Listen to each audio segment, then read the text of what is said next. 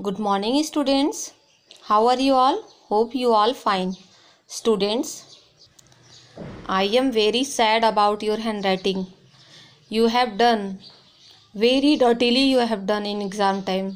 So please, I am requesting you have to write neat and clean handwriting, and every day you have to write 1 page handwriting. Okay? तो देखिए बच्चों, आज मैं आप लोगों को पाठ 13 पढ़ाऊँगी, इच्छा शक्ति का कमाल। ठीक है, ये एक कहानी है। आज मैं आप लोगों को बताऊंगी कि इच्छा शक्ति का जो कमाल है वो कितना कारगर हो सकता है। आज उसके बारे में आप लोग जानेंगे। तो स्टूडेंट्स, जापान संसार के जाने माने देशों में से एक है। इसके इतिहास में अनेक ऐसी कथाएं मौजूद हैं जिनसे हमें कुछ खास करने की प्रेरणा प्राप्त होती है। यहाँ हम जापान से संबंधित एक ऐसी ही प्रेरक कहानी प्रस्तुत कर रहे हैं। ठीक है, हम लोग क्या कर रहे हैं, मैं क्या कर रही हूँ, एक प्रेरक जिससे आपको प्रेरणा मिलती है कि हाँ, हमें भी कुछ ऐसा कर दिखाना चाहिए। एक बार कोरिया ने जापान पर हमला कर दिया। कोरिया की सेना बहुत विशाल थी, या फिर कह लें कि उसके पास लाखों की संख्या में सैनिक मौजूद थे, जबकि जापान के सैनिकों की संख्या केवल हजारों में थी। इसी कारण जापान के सैनिक जो है वो निरुत्साहित हो गए थे और उनका जो आत्मविश्वास है समाप्त हो गया था। वे आगे बढ़ने की बजाय पीछे हटने लगे थे। उनमें कोई भी सैनिक कोरियाई सैनिकों के साथ युद्ध करने के लिए तैयार नहीं था। उनका कहना था कि कोरिया की विशाल सेना से भिड़ना जानबूझकर अपनी जान से हाथ धोना है। इसलिए सभी सैनिक आत्मसमर्पण के पक्ष में थे। किंतु जापानी सेना का जो सेनापति था वो बहुत ही अधिक साहसी था और बहुत बुद्धिमान भी था। वह हार मानकर बैठ जाने वाले में से नहीं था। आत्मसमर्पण करना उसके लिए कायरता थी। उसका मानना था कि आत्मसमर्पण से अच्छा युद्ध में लड़ते हुए शहीद हो जाना है। ये किसका मानना था? तो जापानी के जो सैनिकों का जो सेनापति था उसका मानना था। सेनापति को अपने आप पर पूरा भरोसा था। उसने मन ही मन में सोचा कि यदि हम सब पूरे जी जान से अगर लड़ें तो हमारी ही जीत निश्चित है। तो सैनिकों में उत्साह भरने और उनके खोए हुए आत्मविश्वास को जगाने का उपाय सोचने लगा। कौन सोचने लगा? सेनापति सोचने लगा।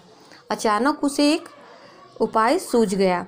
उसने अपने सैनिकों से कहा कि साथियों, हम युद्ध करेंगे, लेकिन पहले हम अपने देवता से आशीर्वाद लेंगे।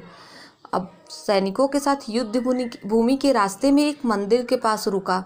उसने सैनिकों को मंदिर के बाहर रुकने का आदेश दिया और कहा कि साथियों, मैं आप सबकी विजय की कामना लेकर मंदिर के अंदर जाऊंगा और आप लोग तब तक यहीं ठहरिए। यह कहकर वह मंदिर के अंदर चला गया। थोड़ी देर के बाद सेनापति जो है मंदिर से बाहर निकला और कहा कि मैंने आप सबकी कुशलता के लिए ईश्वर से आशीर्वाद मांगा है। अब हम देवता की मूर्ति पर चढ़ाया गया सिक्का से परीक्षा करेंगे।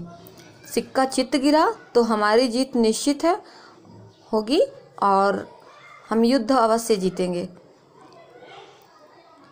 हम युद्ध अवश्य लड़ेंगे, अन्यथा वापस लौट जाएंगे। उसके बाद सेनापति ने सिक्का उछाला। सभी सैनिक उत्सुकता से सिक्का देख रहे थे। सिक्का चित गिरा। उसने देखते ही सैनिकों में जोश उमड़ गया। सेनापति मन ही मन बहुत खुश हुआ। फिर उन्होंने नए उत्साह तथा आत्मविश्वास के साथ युद्ध भूमि की ओर प्रस्थान किया और युद्ध भूमि में घमासान युद्ध छिड़ गया। मुट्ठी भर होने पर भी जापानी सैनिकों ने दुश्मनों को गाजर मूली की तरह काटना शुरू कर दिया। अंततः जापानी सैनिकों की जीत हुई। तो देखिए बच्चों कि सेनापति की जो चाल थी वो कामयाब हो गई। चाल मीन्स योजना जो उसने चली थी कि ये योजना होगी, तो उसकी योजना जो है कामयाब हो गई। युद्ध समाप्त होने पर जापानी सैनिकों ने अपने सेनापति से कहा, सिक्के ने हमारा भाग्य ही पलट दिया। किसने कहा? सेनापति से जापानी सैनिकों ने कहा।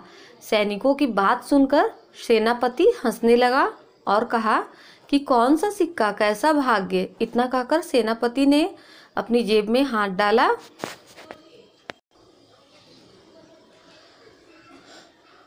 और वह सिक्का निकालकर अपने सैनिकों की ओर बढ़ा दिया। सैनिकों ने जब उसे उलट पुलट कर देखा तो वे दंग रह गए। सिक्के के दोनों ओर चिट्ठी था। अब सैनिकों को यह समझते देर न लगी कि यदि मनुष्य की इच्छा शक्ति दृढ़ होती है तो असंभव को भी संभव बना सकते हैं।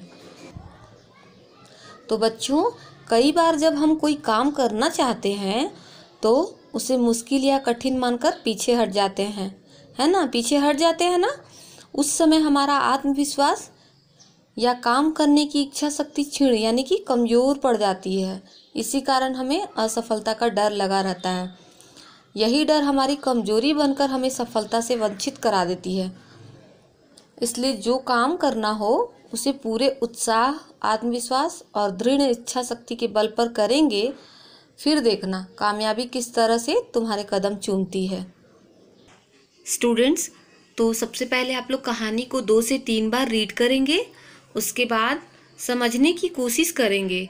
और आप लोगों ने देखा ना कि हाफ ईयरली पार्ट 1 में मैंने इनसाइड भी क्वेश्चन दिया था, तो आप लोग ध्यान देंगे कि आप लोग चैप्टर तो एकदम ज़रूरी है, you should read chapter, okay, you should read 2-3 time. Thereafter you have to complete your exercise and your question answer you have to learn. पहले ही लर्न नहीं करने लगना है आप लोगों को। सबसे पहले चैप्टर को अच्छे से रीड करेंगे और स्टोरी अगर एक बार आप लोग समझ लोगे ना तो फिर आप लोगों को बहुत ही इजी होगा। बस एक बार पढ़ना होगा और आंसर आप लोग खुद ब खुद कर लेंगे। आप लोग मम्मी पापा की ज़रूरत भी नहीं पड़ेगी और ना उनको परेशानी होगी, इसलिए आप लोग खुद से करेंगे, ठीक है। और उसके बाद देखिए, सबसे पहले आप लोग को क्या करना है, डेट लिखना है, पाठ का नाम लिखना है, कौन सा पाठ का नंबर है वो लिखना है।